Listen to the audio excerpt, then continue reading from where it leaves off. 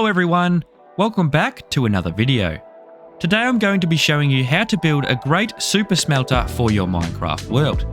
This smelter is completely automatic, so you will not need to manually run it.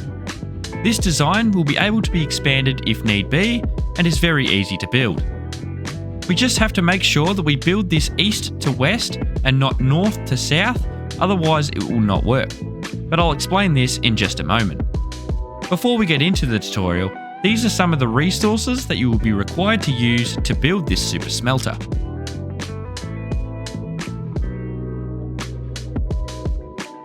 Before we get into constructing this super smelter, we need to realise that we cannot build this from north to south.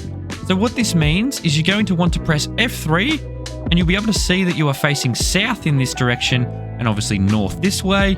So we do not want to build the super smelter this direction.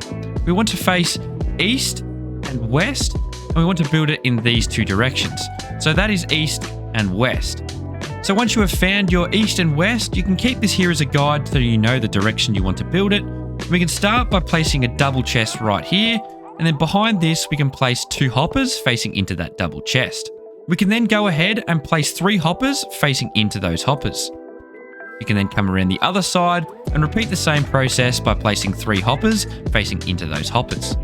Making sure that 3 of the hoppers on either side have the right little square thing here facing into these 2 hoppers. Then the other 2 hoppers here should have 2 right there facing into that double chest. So if we were to drop an item into that hopper, it will go into this double chest. We can then go ahead and place furnaces on top of the hoppers.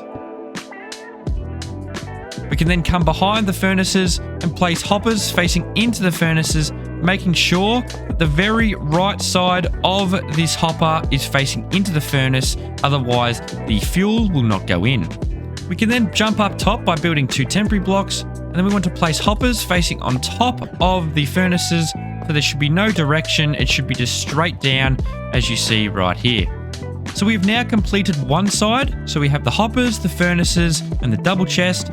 So we're going to come 1, 2, 3, 4, 5, and then on the 6th block, we're going to place another double chest. We then want to repeat this exact same setup on the other side. So start by placing 2 hoppers facing into that double chest, and then 3 more on either side facing into those hoppers.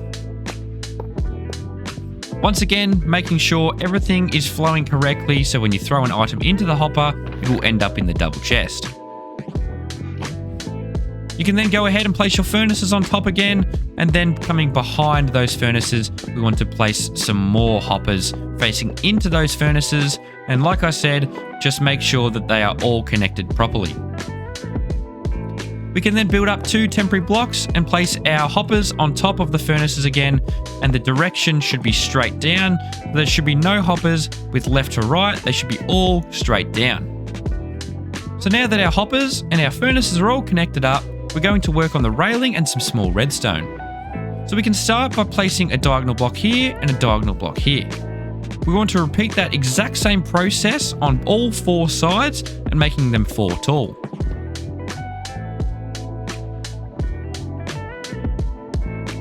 Then we want to bring this 3 blocks across just like this. You don't really have to do any of this, what I just said. However, it works well for helping you to mark out what I'm going to place next. So we then want to come 1 block further out and place 3 blocks on top of each other. And then we want to place a block to the left and the right, creating like a little plus. On the opposite side of the plus, we're going to want to come on the outside and place a block here and here. And then we're going to want to build out a couple of temporary blocks like this, and then place a permanent block there, and then a temporary block, another permanent block, and then remove this block. And essentially what this does is it allows the rails to come 1 block further, because if they don't, it'll stop right there and will unload more items and fuel into this furnace, making it uneven for the rest. So doing this one more time with you on the opposite side, place your block there and there, then build a temporary block, permanent block, temporary block, permanent block, and then remove the 2 temporary blocks. So coming back round with the plus sign, we're going to place a powered rail here, and then jump up top and place another powered rail right there and there.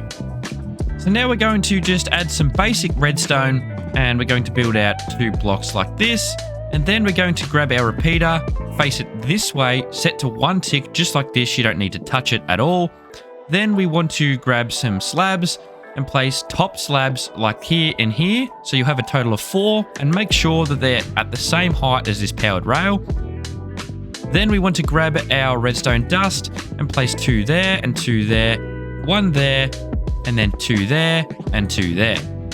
Then we can come around the other side, and we just want to place a lever right in the middle, and this will activate everything. So we're now going to want to hook up our rails, and we're going to start with the top row.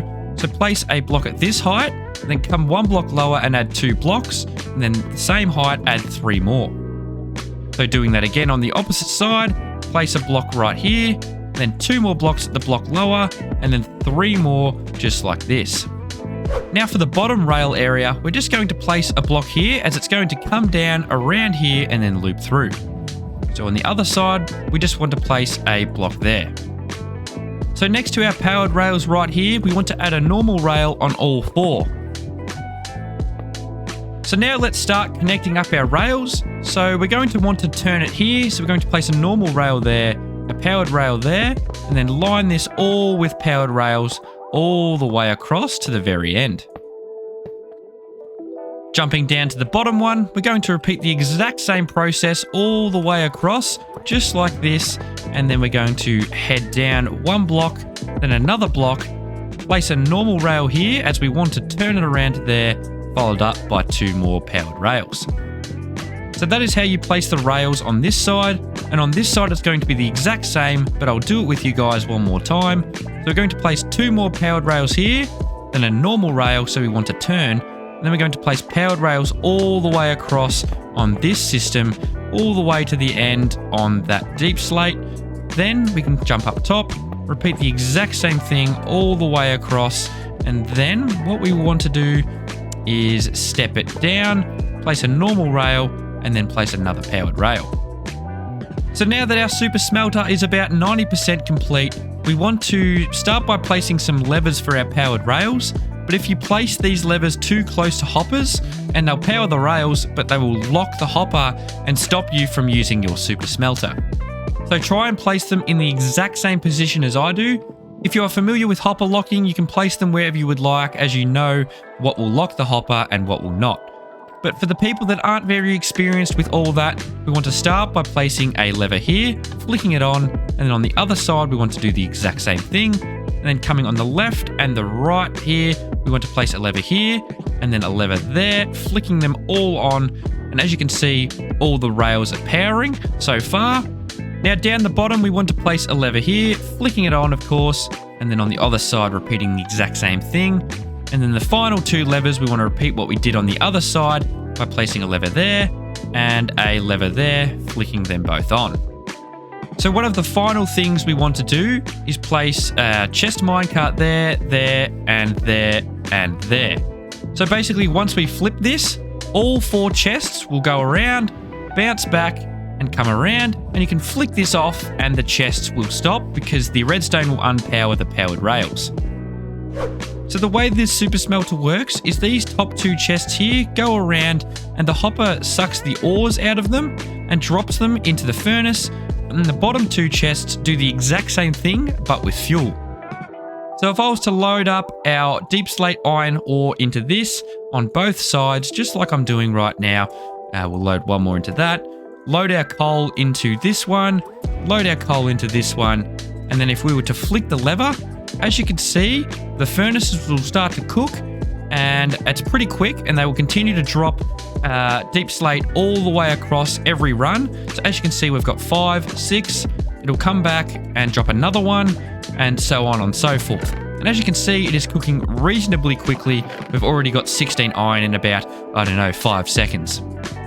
The most important thing with this farm is to make sure you are facing east and west. That is the main thing. If you face it north and south, railing will not work. The rails will kind of glitch out. So if you build it east to west, this farm will work perfectly. And you can see this looks 10 times better once you cover the hoppers. And basically all you need to do now is just put a roof on this thing and you've got a cool super smelter area. Once you are finished with this super smelter, I recommend turning this lever off, otherwise it could prevent lag to your single player world or your multiplayer server.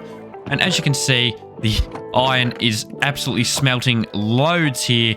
And that is basically, this has been only a minute so far, so it cooks reasonably quick and is very easy to build. So that is how you build a quick and easy super smelter in Minecraft.